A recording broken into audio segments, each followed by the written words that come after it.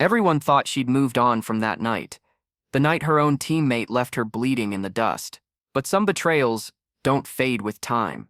They grow teeth. Before I tell you what happened next, tell me in the comments where you're watching from. I love knowing who's listening. It was in the burning heat of Kandahar when Staff Sergeant Claire Rains last saw Corporal Ethan Ward. He was supposed to have her 6. Instead, he vanished the second things went wrong. The ambush hit like lightning, and when Claire called for backup, Ethan's voice was gone from the comms. By the time extraction arrived, she was half-conscious, bleeding out from a stab wound that wasn't from the enemy. She never said his name. Not once, but the mark on her shoulder, the shape of his blade, told its own story.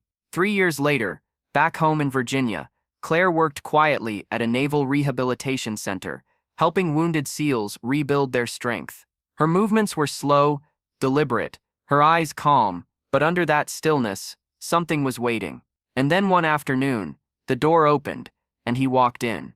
Ethan Ward, same crooked grin, same careless confidence. Except this time, he wasn't the soldier he used to be.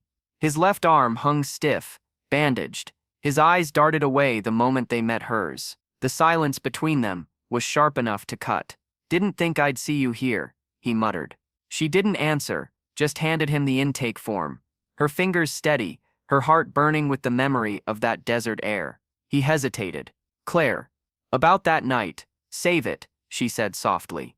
"We're not in the field anymore," but deep down, she wondered, why was he here, and why now?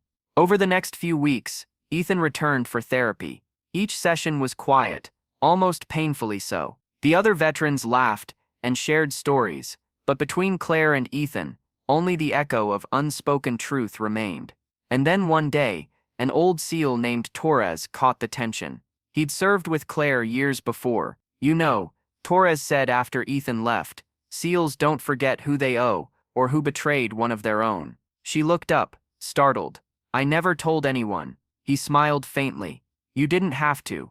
The next morning, Ethan didn't show up for his session, nor the next. But on the third day, a black SUV pulled into the lot. 2 SEALs stepped out, men with the quiet authority of those who'd seen too much. Inside the center, they found Ethan sitting alone. One of them dropped a folder on the table, photos, reports, radio logs. "Ward," the older SEAL said, "you left a teammate behind in Kandahar. You falsified your debrief, and now you want to wear this uniform again." Ethan's face went pale. "I panicked." "No," the man said, voice like gravel. "You chose yourself." Claire stood in the doorway. She didn't speak, didn't need to.